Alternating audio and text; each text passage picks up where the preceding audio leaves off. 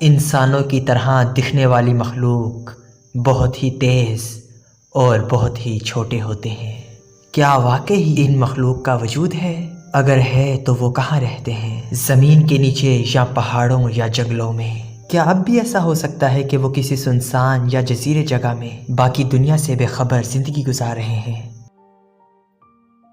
اللہ پاک کا تخلیق کردہ اس زمین کا سینہ بے شمار جانداروں سے بھرا پڑا ہے، جن میں سے کئی مخلوقات ایسی بھی ہیں جن کے متعلق صرف افسانے، داستانیں اور کہانیاں ملتی ہیں، لیکن اس کے باوجود آج بھی بے شمار لوگ ان مخلوقات کے وجود کو حقیقت میں مانتے ہیں۔ یہ مخلوقات مختلف مقامات پر اپنی جھلک دکھا کر اپنے ہونے کا ثبوت دیتے رہتے ہیں۔ ایسی ہی ایک مخلوق بونوں کی ہے جو آج تک تاریخ کا ایک موما بنا ہے۔ بونا دراصل بہت ہی چھوٹے قد کا ایک انسان ہوتا ہے جسے قدیم افسانہ اور میتھولوجی میں بالکل انسان جیسا رہن سہن اور لباس پہنا دکھایا جاتا ہے۔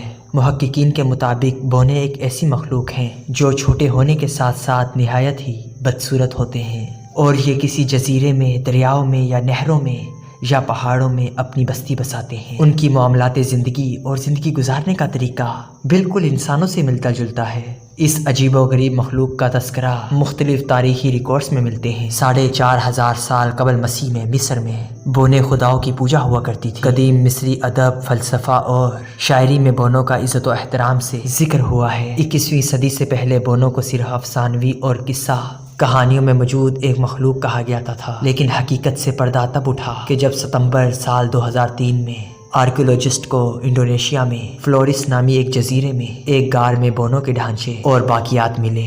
یہ باقیات تقریباً 7 لاکھ سال قبل پرانے تھے۔ سائنسدانوں نے ان بونوں کو، جو انسانوں کی مثل کی طرح تھے، ان کو ہابٹس کا نام دیا، جس نے نئے نئے سوالات پیدا کیے اور بونوں کے متعلق تحقیق کا ایک نیا دروازہ کھلا۔ ان باتوں سے یہ واضح ہوتا ہے کہ بونے صرف قصوں اور کہانیوں کے کردار نہیں بلکہ حقیقت میں اس دنیا میں موجود تھے۔ آج ہم اس بات کو تسلیم کرتے ہیں کہ لاکھوں سال قبل انسان پتھر کے دور سے گزرا تھا اور اسے اس زمین پہ رہنے کے لیے بہت جدوجہد کرنی پڑی تھی۔ اس دور میں ہم انسانوں سے پہلے دیگر انسانی نسلیں بھی پائی جاتی جو شکل و صورت اور جسمانی طور پر ہم انسانوں سے بہت مشابہ تھے۔ ان نسلوں میں بہت لمبے قد کے لوگ بھی تھے اور یہ بونے بھی، اور ان نسلوں کا آج ہمارے پاس پختہ ثبوت موجود ہے۔ بونوں کے قصے سب سے پہلے امریکہ سے شروع ہوتے تھے، جہاں کے مقامی باشندے یہ مانتے تھے کہ جنگلات میں چھوٹے چھوٹے مخلوقات رہتی ہے جو بالکل انسانوں کی طرح لگتے ہیں۔ ان کا ماننا یہ تھا کہ یہ بونے انسانوں سے چھپ کر رہتے ہیں۔ یہ قصے پورے یورپ اور امریکہ میں مشہور ہوتے چلے گئے۔ بونوں کے کہانیاں اور افسانے سب سے زیادہ جرمنی میں مشہور ہوئے۔ جرمن اساطیر کی مانے تو بونے خود کو ایک جادوئی چادر میں چھپ کر خود کو غائب رکھتے ہیں۔ یہ بونے پہاڑوں کے اندر اور زیر زمین رہتے تھے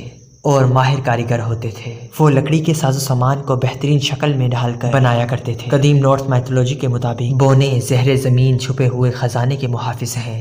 ان کے پاس سونے، چاندی، قیمتی پتھر اور مہنگے ہتھیار موجود ہوتے ہیں۔ شمالی یورپ میں موجود بونوں کی کہانی میں انہیں اکثر ایسے خطرناک ہتھیار بنانے کے طور پر دکھایا گیا ہے جو اپنی دور کے مطابق کافی جدید تھے، جس میں بجلی کے دیوتا تھور کا ہتھوڑا بھی موجود ہے۔ جرمن قبائل کے مطابق بونے بہت پراسرار مخلوق ہوتے ہیں جو اکثر انسانی رابطے سے دور رہتے ہیں، جبکہ کبھی کبھار وہ انسانوں سے رابطے میں بھی آ جاتے ہیں، اور اگر انسان ان کا اعتماد جیت لیتا ہے تو انہیں خزانے سے نوازتے ہیں۔ مسیحی ثقافت اور افسانوں میں بھی ایک بونا سینٹا کلوز کے نام سے مشہور ہے، جس کے متعلق یہ تصور کیا جاتا ہے کہ وہ کرسمس کے موقع پر بچوں کو تحفے تحائف دیتا ہے، لیکن بعض لوگوں کا یہ ماننا ہے کہ سینٹا کلوز ایک خیالی کردار تھا۔ اگر اسلام کی بات کریں تو بعض اہل علم کا ماننا یہ ہے کہ بونے جنوں کا بھی وجود ہوتا ہے جو نہایت ہی چھوٹے قد کے ہوتے ہیں اور شکل بدلنے میں نہایت ہی ماہر ہوتے ہیں۔ جو قرآن پاک میں عاد و سمود میں قداور مخلوقات کا ذکر تو این ممکن ہو کہ اللہ نے ایسی مخلوق بھی پیدا کی ہو جو انسانوں سے قد میں نہایت ہی چھوٹے تھے۔ بونوں کے حوالے سے کس قدر سچائی ہے